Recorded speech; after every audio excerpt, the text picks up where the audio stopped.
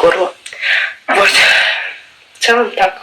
В целом сегодня норм прошел день, могло быть хуже. Завтра первая геометрия. Завтра, наверное, снимать не буду, потому что ничего не планируется. В среду, не знаю, тоже, наверное, не буду. В пятницу, если будет субботник, то буду снимать. Нет, значит нет.